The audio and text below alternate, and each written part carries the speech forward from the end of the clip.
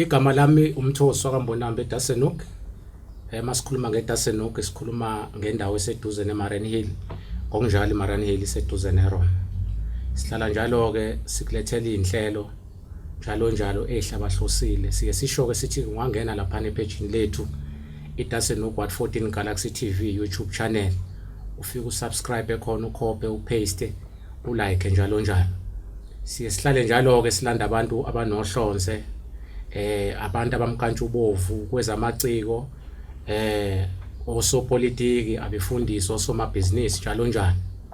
Yingakho ke siye sithi silandele njalo lapha epage lethu ngoba ziningi izinto ozokwazi ukusizakala ngazo ozothuka mhlambe kwesinye isikhathi usuyithola nawe sewuthola lento oyifunayo.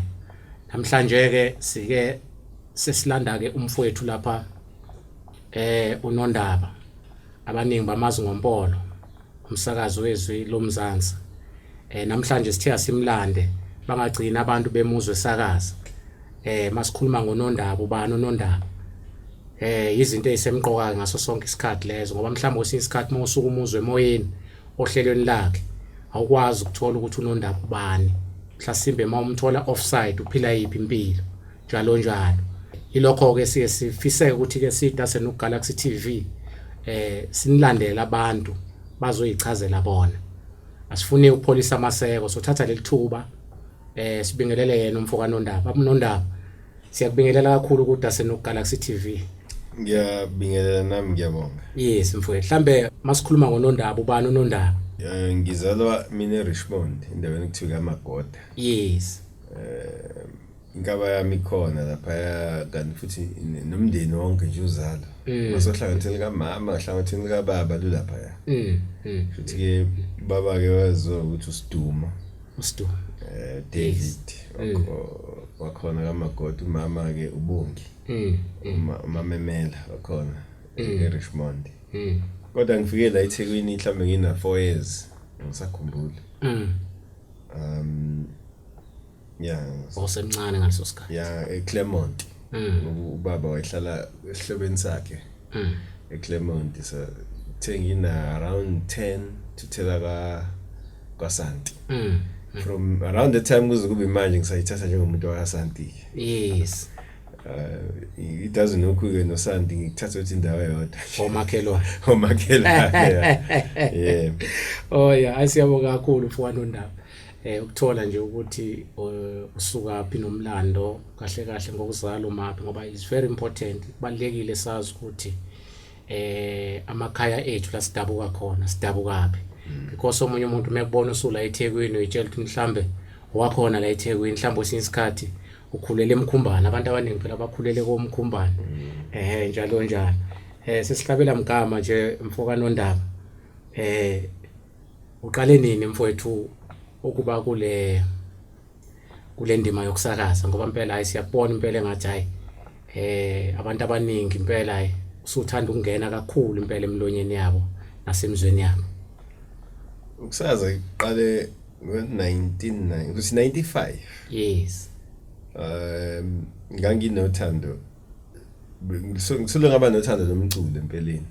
Abantu abasikholwa istory ukuthi ukusakaza kwangena ngemistake yimina.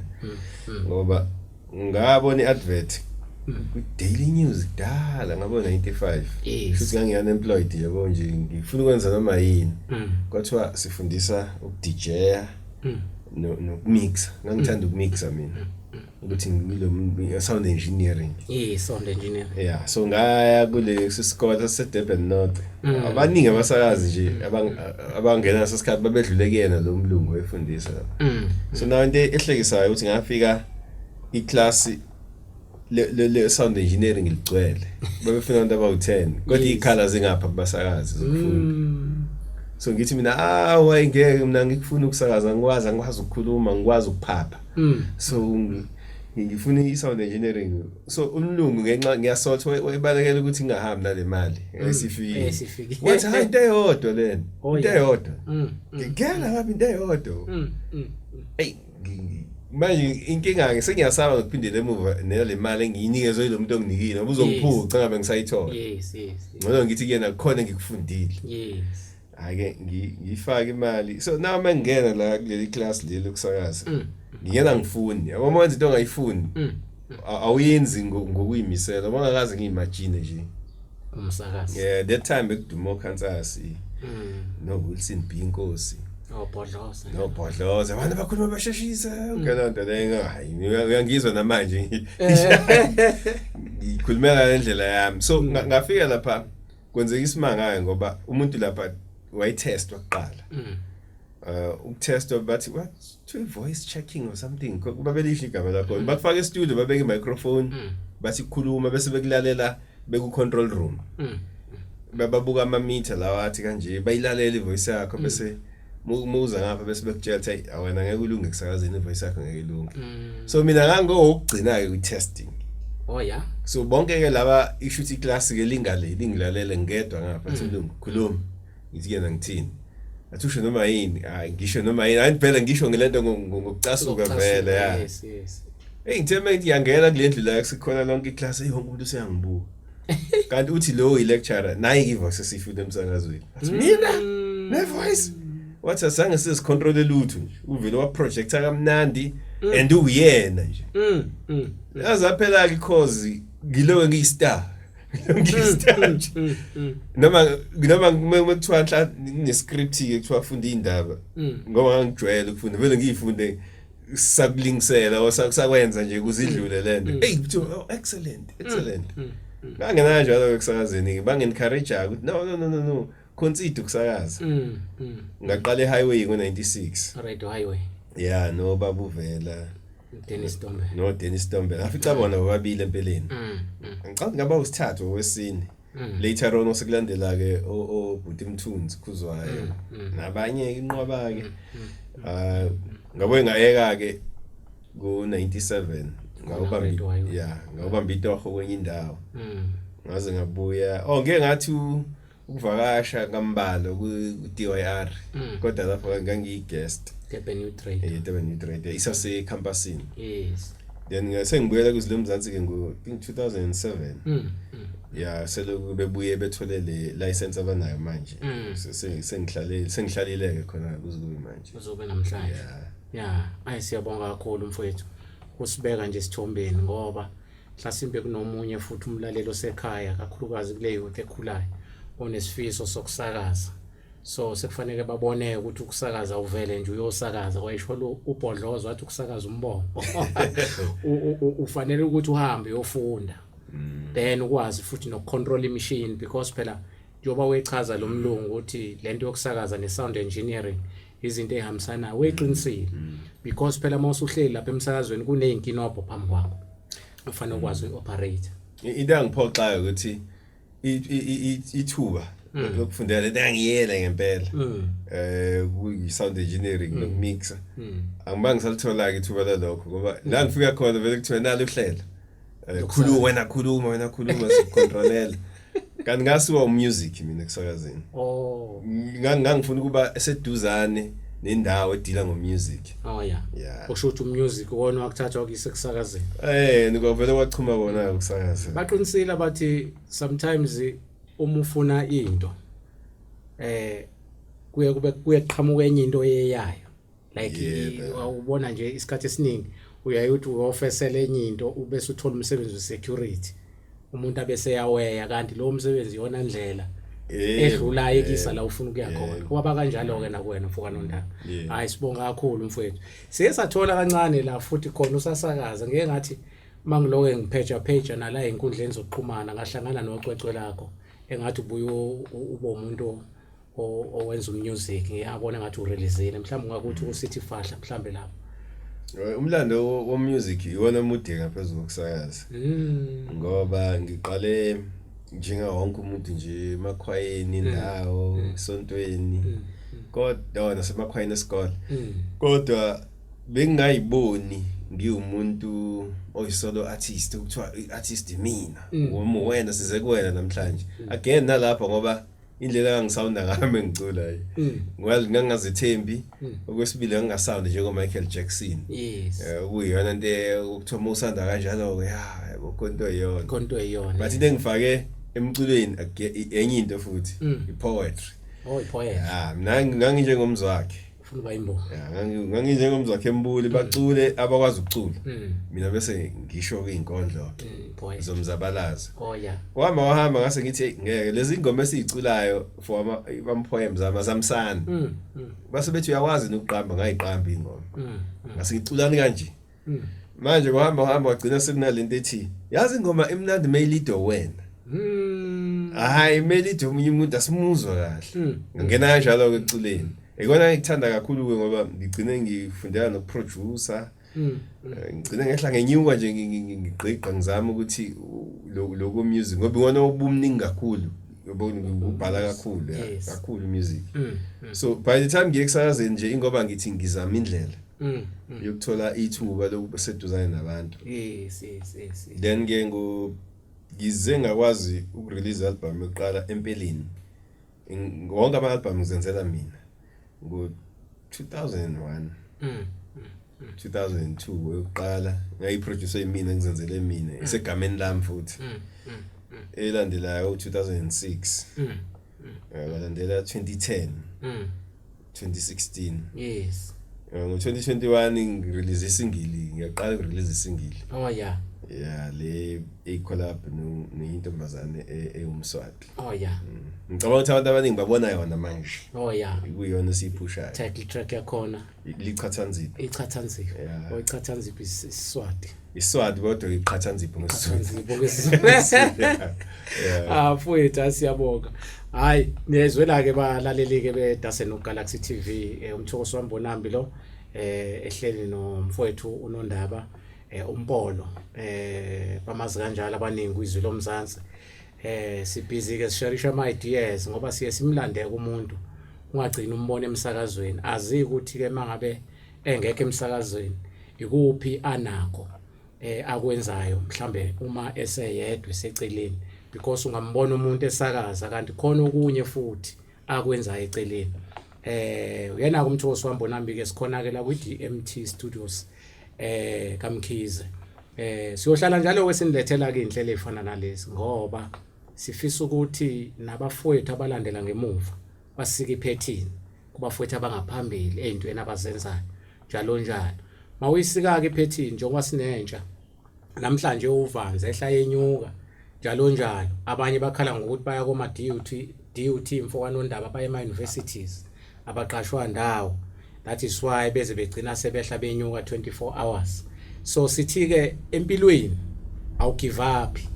Empilweni uhlezi uyihlupha ukuthi ufune ukuthi ngaso sonke isikhathi italente lakho lingamaphi la likhona njalo. That is why ke silanda umfokanondaba namhlanje ukuze mekhuluma mhlasimbe kuzovuka lo muzwa nakuloyo. Ngeke ngisho ke mfokanondaba baningi abantu abathi sa recorder saphelela endleleni sawa sangaphumelela.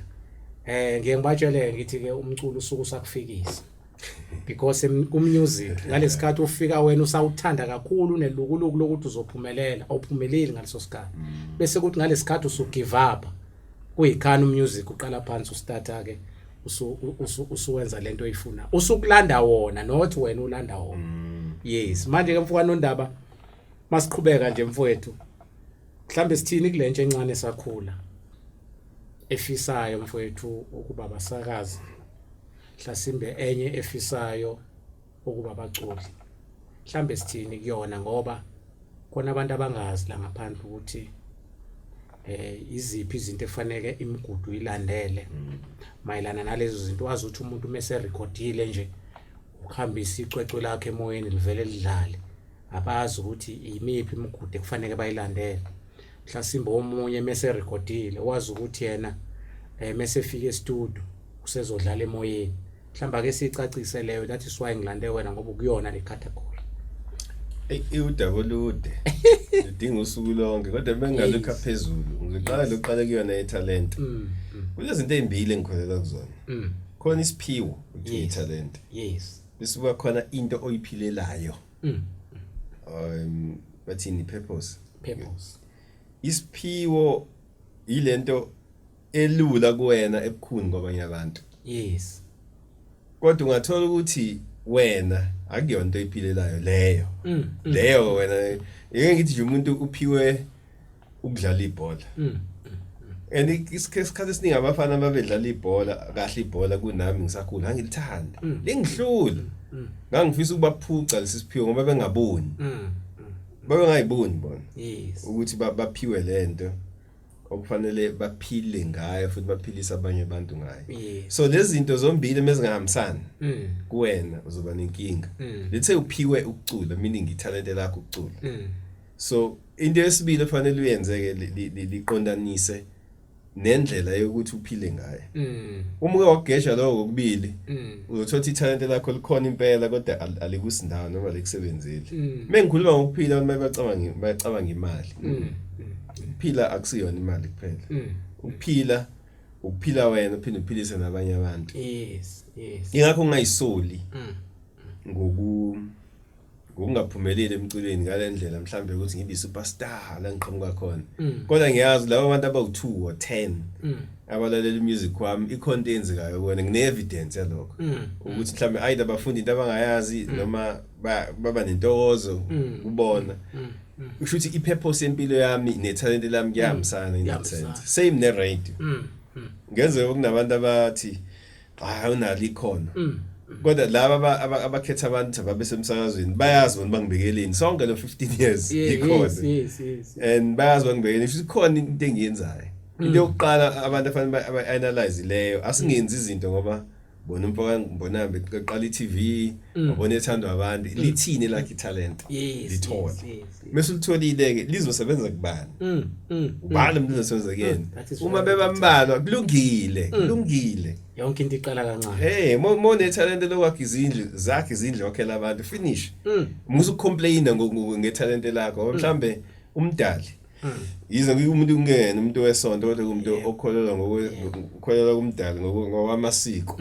akakuniki into engenayo inzuzo komunye umuntu so long as ikwazi ukusiza omunye umuntu so ike ngeningi jaha ukuba ama rapper or kuba abaculi or kuba abasakazi ngoba ibona usibanibani right esakazi akanayo purpose yokusakaza ukuthi kuyini overall ayikho kuyena le uma atholanga udumo engayitholanga imali ukuthatha lo wayeza ukufeyila kanti ngenze ibidlozi lakho liqincishe lezinto ngamabomu ngina ngasokhuluma ukuthi why liqincishe ezinye izinto oyibona wena zi right njengoba nomzali ingane yakho uyiniki noma yini uyazazi into ezi-good for yona izinto ezingekho good for yona so mekuza kuloko ukuthi ke usu-release let's say une-talent ucabanga wena ukuthi wakho music kufanele uzwe abantu abaningi hey into engiyibone neyiphutha nami engayenza ngikhuluma ngento ukuthi ngiyagxeka la sike senza umusic wethu ojabulisa wena kanti khona umusic kufanele usebenze kwabanye abantu iradio yahlupha iradio isihlala landela abantu ayikho leyo radio station ekhona esakazela ubala so ayikho futhi TV station esakazela ubala akekho umuntu oyakushow mhlambe like organize umcimbi ethi uzoculela ihlala so every time wenza into yakho ithi mecabanga ukuthi uzoyizwa kanjani omunye umuntu ngiqonda ukuthini kuyena ngiqonda ukuthini kungenza abantu bangayi-understand imessage yakho or noma isound yakho mhlambe abantu abarong lo ohamba nabo so into eyisize for me ukuthi enza sure ukuthi into ofuna ukuyenza uyayazi mengithi uyayazi angisho ukuthi necessarily une degree no mo wenza isicathamie hamba phela olalela imambazo lalela wonke ama group bese uthi okay ngiyayizwa imambazo ethi mina ngizothi ubani umuntu osalandela isicathamie njengamanje uzibuze lo mbuzo yipi radio station esawudlala iluphi uhlelo elidlalayo by the time ufika e-studio usuphelele uyazi ukuthi lento engizoyakha la isaphi exactly kubalula mekunjalo onke ngibone kubalula mekunjalo ngoba uyazi ngempela futhi nomuntu okubuzayo emixoxa nawe uyakubona ukuthi oh lo uyazi ukuthi uthini uyazi into yakho ufuna ukuyisaphi then ke chithi isikhathi especially uma usemusha manje sekwaba khona no Google uzifundisa ukuthi ama processes abantu asebenza kanjani ama systems asebenza kanjani uzwala kanjani umculo emoyeni kwenze konke kodwa into engayisho nje kugcineni akukho ngeke ngize ngithi kukhona kunento eyodwa fanele uyenze ngeke kuthiwe la uhamba namba ukwenza konke ngoba wazi ukuthi kuphi kuzosebenza gadla ngazo zonke zonke izinto konke Awu, so- naloko abanye abantu abathi hayi ungakwenzi lokho wenza wena uma ngeke ukusebenzele yini so